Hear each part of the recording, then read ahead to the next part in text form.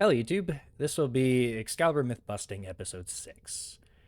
And this one's a bit controversial, and I don't really think it should be. And this is going to discuss focus schools and level cap missions, especially Void Cascade.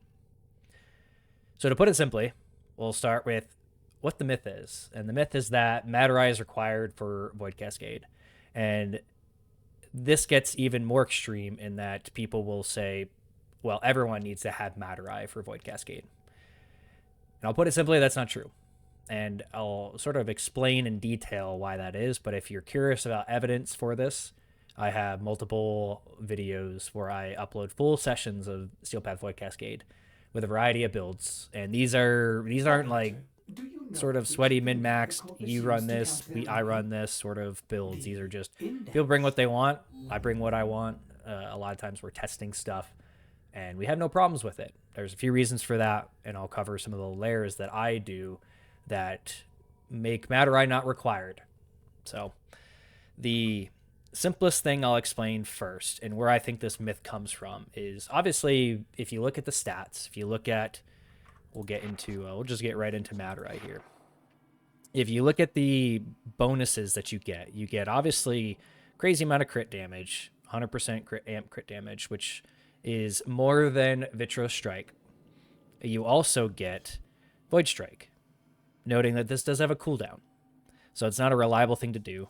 And then you also get this 100% more vulnerable, which in theory applies to anyone who attacks that target. Obviously, Madurai is the strongest for amp damage against Thrax Ghosts. But the question that I think people don't ask enough of is it actually necessary for you to kill Thrax Ghosts at level cap? And that's where this is simply not true.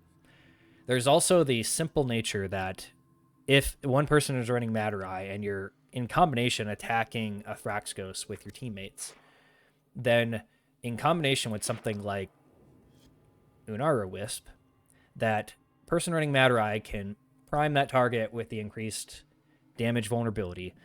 Someone running Unairu can then give 100% amp damage, while then also someone with like Vazarin can keep their Warframes alive and prevent them from death looping, depending on what kind of team composition you have. So the combination of a bunch of these different things, kind of the only outlier that is more selfish is Nariman, where you get this increased amp damage, and then also lethal levitation, which you do need to be host for this to reliably work, but this does apply to your amp. So then in sum total, you get 300% additive damage from Nariman. And then reminder, this is giving damage vulnerability, crit damage, and then a cooldown based Void Strike. This gives 100% to everybody. This doesn't provide any, and we're going to ignore Zenarok because I don't like it. So if you like Zenarok and you have no problems, I would say it's probably comparable to Vazarin in this scenario. So just anything I say with Vazarin other than the immunity, then just assign that to Zenarok. So getting back to how we're solving the fact that crit damage is only available from focus schools from Madurai by showing you my amp. Excellent armaments, operator. Please return covered in blood. So the amp I use is a 747. And the nature of 747 is that the primary attack has a really high crit, high firing rate. And then the alt fire has the glaives that bounce around. So they're pretty passive. You can throw out a bunch, they'll bounce around, do stuff.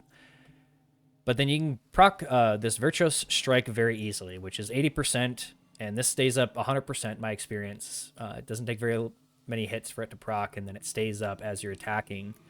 Obviously, you don't get the amp efficiency. Is that necessary? I haven't experienced that, even as someone who used to run a lot of Eternal Onslaught, or a lot of Eternal Logistics, this guy, for the amp efficiency. And then you might wonder, too, this might not be something people are that aware of. It's very easy to proc Eternal Onslaught without requiring your Void Strike in order to do it. And the way I do it is I crouch. I have toggle crouch. So if you don't have toggle crouch, then you have to hold it. And then you jump into the ground, or spacebar into the ground, and that'll proc Void Slings, which will proc Magus Melt, which this obviously doesn't affect Thrax Ghosts, but it's a good thing to do just in general against like Void Angels and against when you're last grasping. And that'll very easily deplete all your energy. In some, depending on your focus school, it might be useful to cast one ability. Just the way that it times, it might be useful to do that. But I generally don't even have to, even for Vazarin. And this is your flex slot, depending on what you want to run. This is where I'll flex between healing and Magus Cloud, depending on what. If I'm not running Vazarin, because Vazarin does have healing, I'll generally run Magus Elevate instead. So with the amp covered, we'll get back into what I recommend and what I run. So I've largely run Vazarin, with Nairman being a close second follow-up, and then Unairu being a probably proportionally follow-up to Nairman. So then they're pretty all stacked close to one another, but I have used Vazarin a bit more than I've used Unairu, and also same thing here. I've used Vazarin a little bit more than Nairman, and then Nairman a little bit more than Unairu. If that kind of helps quantify the way I've used these. The other thing I'll mention is this is obviously not specific to Excalibur. This is just how I play the game. I've taken 3 Warframes to level cap. That's Excalibur, Excalibur Umbra, and Excalibur Prime. So take that with a grain of salt. Obviously, I can't speak about how well this will do for another Warframe, but I think in principle, this all translates pretty easily because Vazarin's a really reliable school. That's what I run on Prime.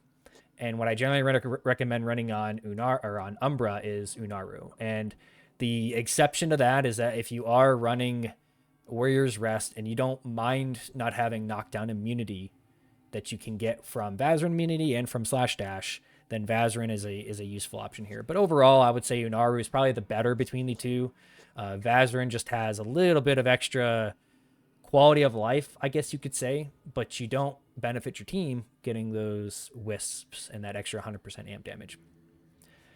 So yeah, if I had to stack these in the way that they benefit your ability to kill Thrax Ghosts as a focus school specifically, it would be obviously Madurai is the top. Nairman's probably a very close as the net average because you get that 300% increased damage, and then you can have crit damage on your amp just fine. And then Unairu, and then Vazarin, and then this probably falls into very similar category. I don't think I've ever brought Zenaruk to level cap, to be honest. I have brought Madurai. I have done that. I didn't like it. So how are we increasing overall? So you could think, well, are there other ways to kill Thrax Ghosts other than your amp? And there are, and I have a build video covering this, and I won't get into the absolute nitty-gritty of it, but the important thing to understand is that if you proc Astral Bond does give you amp damage, which is how I'm getting amp damage on Vazarin. So I get a little bit of amp damage. It's 30% and some efficiency. But the main feature of this is actually the ability for you to have your Kavat or your companion that can equip this kill Thrax Ghosts. Now, take that with a grain of salt, because the only one that I found that actually does reliable damage is an Adarza, and that has to do with its crit damage and its swipe ability that gives it a bit of extra range, because the range can be an issue when the ghosts are floating. I haven't been able to get a Kubro to actually attack them in Simulacrum. It is what it is. I'm hoping DE buffs. This is something that I've reported, but I hope DE buffs the base range to kind of prevent this from being a problem. But the nature of Kavats is Adarza gets the best crit chance and crit damage out of all of them. If you want even more crit chance, you can run this. If you're running, this is where it's questionable on which one's better. Is the extra crit chance better, or is the extra crit damage better? I think it depends on what primary you have. If you have a really high primary crit chance, like a 300% or higher, that's non-conditional, just keep in mind this. The way the math works for this is a little interesting, but you could run this. I stick to this just because the radiation does help a bit with my afflictions build and stacking impetus. Same thing with momentous bond. But without getting into too much detail on this, if you're curious about getting more detail about it, I'd recommend checking out my Kavat Ghost Thrax Killer build, whatever I called it. Because the star of the show of that is Tandem Bond, and this really helps with melee-only builds. You don't have to run melee-only build to run this. It's just you want to maintain this. This is really what drives the insane amount of damage that your Kavat can do against Thrax Ghosts. And feel free to check out any of the gameplay that I've uploaded within the last couple of weeks since that Thrax Ghost Kavat build has come out. Any level cap mission past that, I've been using that build on it, and you can see the kitty hit in tens of millions. Especially if I've got a Rhino on my team that's giving my because that buffs it. Roar does buff that damage directly. It's probably the best way to buff it.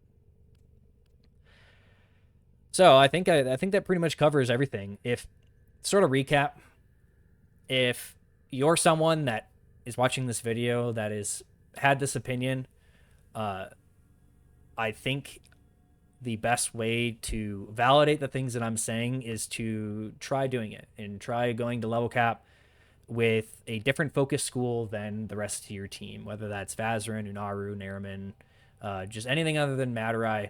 If you want to keep the feature of Madurai on the contamination wave, then just, I guess, make sure at least one person on your team has Madurai. But I really think it is one of those things that is pretty dogmatic within the community, and I don't feel like people challenge it enough. So that's what this video is all about. If you have any questions about this, if you have any disagreements about it, feel free to comment below and we can discuss it in more detail. Like I said, if you're curious to see this in action, I would highly recommend checking out some of the other videos I already have on my channel that demonstrate this behavior, especially with the Kavat Ghost Killer build, which is a lot of fun. And thanks for watching.